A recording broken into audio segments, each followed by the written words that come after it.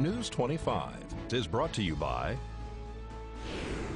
Dr. George Leeks, Pahrumps optometrist since 1990, offering full spectrum eye care for children and adults. Call today, 727-8300. News is also brought to you by J.K. Nelson Law. Call 727-9900 today for your free consultation. If you need a lawyer, you need Nelson.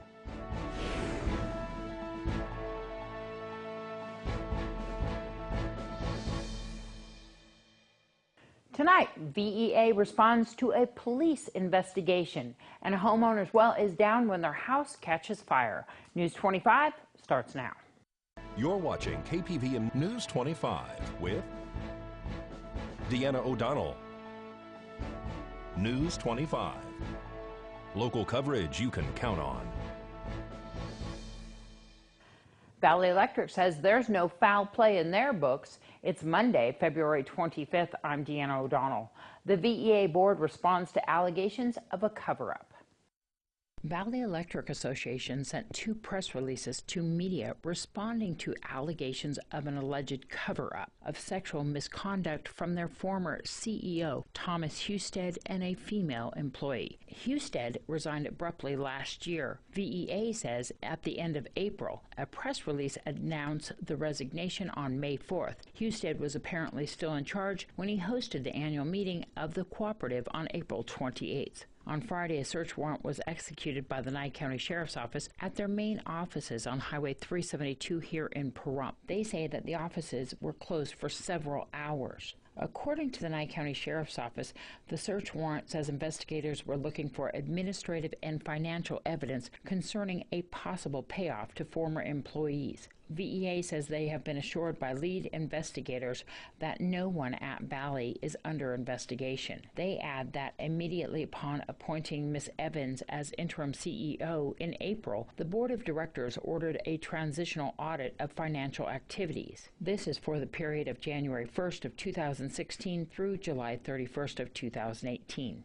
They say the independent third-party audit performed by financial firm Hinton Burdick found no wrongdoing or mismanagement of funds, including the funds resulting from VEA's 2017 transmission sale. Although the CPA firm adds in their letter that they relied on the accuracy and reliability of information provided by the association's personnel, and that they have not audited, examined, or performed an accounting review of the information and express no assurance on it. VEA says that they are unaware of any evidence of criminal conduct by any current or past employee related to the matters discussed in the affidavit, and as a result, the allegations in the affidavit are unfounded. In addition, as noted in a press release dated February 14th posted on the website, the rate increase was driven primarily by VEA's increasing cost of service over the past 10 years since the last permanent rate increase, not a result of the alleged hush money paid to hide the alleged sexual misconduct. VEA is investigating whether the search violated Nevada law and the constitutional rights of those who were detained. The board members of VEA sent a release expressing, quote, outrage at the unnecessary and likely unlawful search conducted Friday by the Nye County Sheriff's Office at the VEA offices. They say they were shocked by the unprofessional manner in which officers treated VEA employees when initiating the warrant. Valley Electric Association says that member services were needlessly disrupted and members were unnecessarily inconvenienced. Valley Electric wants their members and the general public to know that no financial cover-up has occurred, a fact demonstrated by a recent forensic audit which shows no financial irregularities. In addition, their recently announced rate increase was due to increased cost of operating the utility and not alleged payments of hush money. And homeowners in a neighborhood off Linda Street had no way to extinguish a bathroom fire that was reportedly caused from smoking. Police and fire crews were dispatched to a structure fire on Sierra Vista Friday night. According to Fire Chief Scott Lewis, they utilized their mutual aid agreement, and the Department of Emergency Management responded to this home fire. Lewis says that the fire appears to be the result of a discarded smoking device. It involved a bathroom with the room and contents fire. News 25 was told by the homeowner that they just purchased this home. There was a fire on the same property a number of years ago. It appears that there was no water accessible as this development uses a community well. Code Compliance has been contacted to address that issue. No injuries have been reported. And a home fire displaces a family on the south side. Pahrump Valley Fire and Rescue and Nye County Sheriff's deputies were dispatched to a report of a structure fire on Saturday night on Heritage Drive near Elizabeth. According to Fire Chief Scott Lewis, the large double-wide manufactured dwelling had heavy smoke throughout the home. It appeared that the fire had originated from the furnace area, which extended underneath the dwelling the full length of the structure. Fire crews accessed the blaze by cutting a hole in the floor. There were no injuries reported. More news right after this break. You're watching KPVM News 25. Local coverage you can count on. And welcome back. A driver was arrested last night after striking several objects before crashing her car. One female was transported to the Nye County Sheriff's Office Detention Center on suspicion of driving under the influence.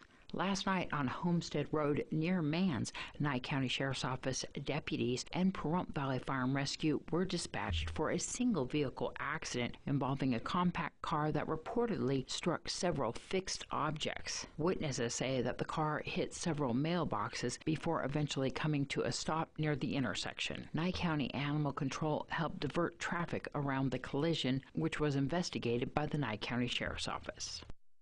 And Barrick Gold is hoping to take over another mining company. Angela Miles has that story and much more in today's Business First Brief. Topping our news, mega merger mania. Reports surfaced last week that the world's biggest gold miners could connect. Bloomberg and the Wall Street Journal report Barrick Gold is considering a hostile takeover of Newmont Mining for $19 billion in stock. That deal would become the largest ever in the mining industry. Kraft Heinz investors are dealing with a quadruple whammy. That stock plunged Friday after Kraft disclosed a $12.6 billion loss, wrote down the value of its Kraft Oscar Mayer brands by $15 billion, cut its dividend by 36%, and revealed the SEC is investigating its accounting practices. And 800 GM workers at a plant in Detroit-Hamtramck are getting a reprieve. General Motors was expected to close the plant in June, but now says production of the Chevy Impala and Cadillac CT6 will continue into January of 2020. Thanks so much, Angela. Well, they just had their grand opening over the weekend. A new bar has opened up on Highway 372. The Board of County Commissioners just approved the liquor license of Nevada Desert Lounge last week at their meeting. The Board of County Commissioners had an item on their agenda regarding the discussion and deliberation to approve two 90-day temporary liquor licenses to the new casino and bar off of Highway 372, known as the Nevada Desert Lounge. This was recommended by the staff in order to allow time for the completion of the investigations and inspections for an occupancy permit. Just a second. I'd just like to make sure that we have all the fingerprints in. Yes, we do. We have all the fingerprints in, and Detective Center was able to perform the cursory investigation on them, and they've cleared that, and our next step is to send it off to state. So that's why we are asking for a temporary. Good. That's standard procedure. Go ahead with your question. Yeah, I need it on the record, Mr. Panchev. We've been in communication, and I know you've had some difficulties with staff. I don't believe you've had, I think you need to take it when staff explains to you that you got to have one thing turned in or another thing filled up. that you gotta get the whole application, 100% of the application. And I understand some of your frustrations has been that you started this process back in November of last year, and it's been taking this long, but that clock doesn't start until you turn in a fully completed application. That's day one. Day one didn't start when you first conceived this idea. I just want that to be on the record. And some of the language that was used in our conversations, I just don't take lightly to being threatened that, oh, we'll do this, or we'll take that action, or we'll sue. I don't personally respond very well to that, but I don't think this board does either. I just want that to be on the record. I wish you the best in your business. I hope you do whatever you intend to do, but I believe that the government, we're here just to license you. Whether you make it or break it or fail is on you, not on us. It was a concept developed some time ago that originated seven years ago when the Honorable Steve Sisolak wanted to sell his lot to us, a bunch of attorneys, and I'm also one of. So we was hoping at that time, but unfortunately the death of several of the major attorneys, instant death, killed the project. It was approved by the Clark County Commission, presiding Richard Bonner, and chairman, and at that time, Honorable Steve Sisolak. He's our friend. I would like to have apologies specifically to Honorable Blundo. Go ahead. All right, we have a motion and a second. Any more comments, commissioners? If there are none, may I have a vote? All those in favor? Aye. Aye. 5-0. Motion is approved. Well, up, and away, we'll show you Balloon Fest after this break. News 25 is brought to you by Bill and Robin Law, injury attorneys. Injured, need money? Get Bill and Robin, your local Pahrump injury attorneys.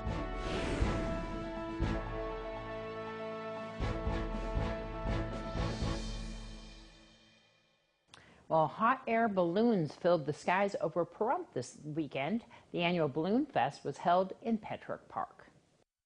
This is the Pahrump Balloon Festival. We have 30 balloons that are going to do a glow tonight, and they will take to the skies tomorrow morning. The Pahrump Chamber of Commerce puts this balloon event on, and it's just another one of the many fundraisers that they do to help the community of Pahrump. Basically, the Chamber of Commerce contacted me a couple of years ago and asked me if I could organize the balloonists to be here.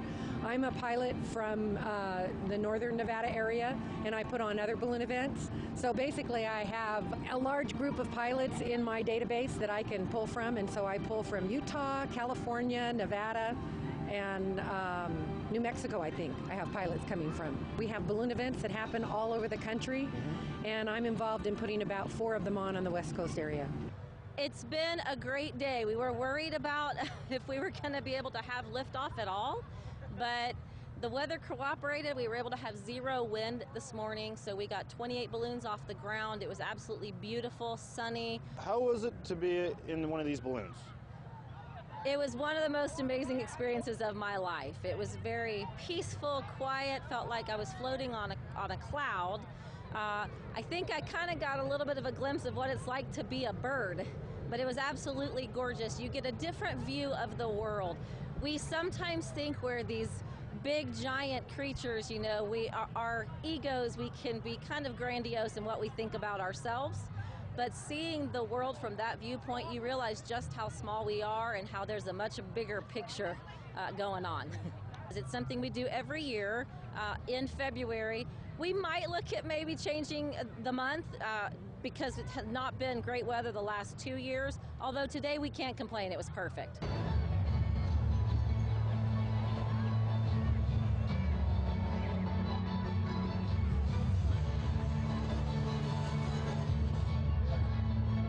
What's the glow? So tonight we had several of our balloon pilots here.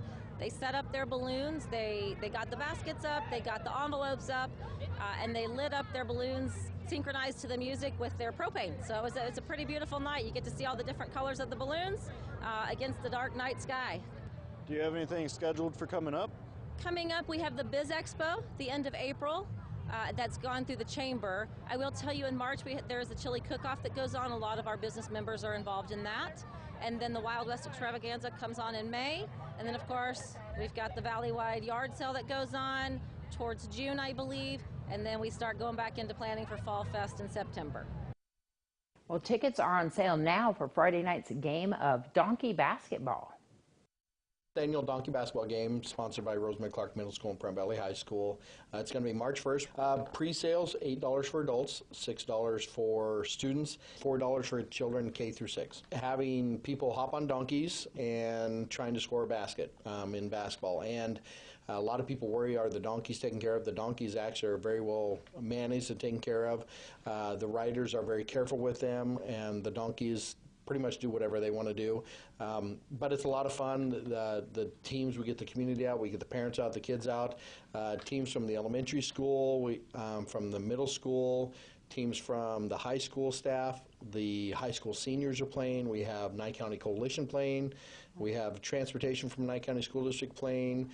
Death Valley is playing, and the local businesses who are the repeat champions, I think 2 years in a row now, they're playing as well. Some experienced teams too. Yes, experienced teams, and I believe that we're going to take the title back from the businesses this year, so that's my little bit of trash talking. It starts at 6 o'clock, but it's a good idea to show up earlier. We have, if you will, an opportunity for people to buy concession stand, but we have like a donkey drop where if a donkey defecates on the floor, you can buy a spot to see if you're going to win money, because if they defecate in your space, then you can win $100, $200, so it's an opportunity to win some money. But we have about 1,000 people, if not more, show up, so it's good to show up a little bit early, get a good seat, and just be ready to laugh. We're missing a writer this year that always participated every single year, and this is dedicated to her. Tell me about that. Cassandra Selbach, and what a great, great lady. I get a little bit emotional even talking about her. So she was one of the most influential people in our community, just a huge community leader, worked with VEA, but was always with the businesses, and very competitive soul, if you will, but always had a lot of fun, always had a smile on her face. Unfortunately lost her battle with immune disease this year. So we dedicate this game and to her and to the memory of her, but she was always right there in there, getting competitive and trying to win the game, and then talking trash, but always smiling afterwards, and just a great lady, and definitely going to be missed. Oh, it's a great time, and honestly, it's so much fun, and you know, it's just great to get people out and laughing and enjoying the time together, even in the colder weather. To see that the students from the high school compete against their former teachers, if you will, it's just a good time by everybody. Buy them at the middle school. You can buy them at the high school. Show up early, but it starts at 6 o'clock. Be $9 at the door for adults, $7, and then $5 for kids K through 6. So. All right, we're going to take a look outside on our weather cam right now. Look at those beautiful mountains. Michael Donahue will be here in just a moment to give us what's in store for this weekend weather.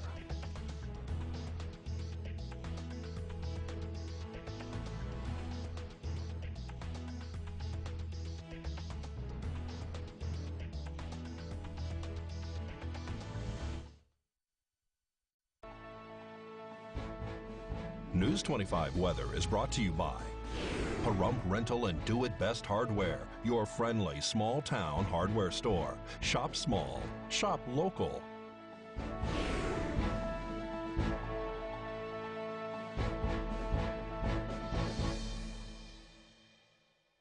Hello and welcome back to News 25. I'm Michael Donahue. Today's highs in Pahrump and Amargosa at 63 degrees, 74 in Death Valley, 58 in Beatty, 49 in Goldfield, 48 in Tonopah, 60 in Fallon, and 56 in Fernley. For tonight, 46 degrees in Pahrump, 41 in Amargosa, Death Valley at 50, 35 in Beatty, 26 in Goldfield and Tonopah, 40 in Fallon, and 39 in Fernley. Tonight in Pahrump, we're expecting partly cloudy skies, a low 46 degrees, our average is 37. Sunset at 5:35 p.m. Winds out the south-southeast at 14 miles per hour, gusts up to 21, and 40% humidity. For tomorrow, once again, partly cloudy skies, a high of 67, a low of 48. Sunrise at 6:18 a.m. Winds out the south at 15 miles per hour with 22 mile per hour gusts and 27% for our humidity. Looking ahead to our 7-day, We're expecting nothing but really cloudy skies for the rest of the week, although we will have a break on Thursday. Temperature-wise, it's looking pretty simple. We're just going to be bouncing around in that 60-degree bracket all week long, just around 64 to 68 degrees. And our overnights are going to be all in those 40-degree range, just between 45 and 49 all week long. So with that, we're going to throw it back to the desk with Deanna. Thanks so much, Michael. Well, that's our newscast. I'm Deanna O'Donnell. We'll see you back here tomorrow. Good night.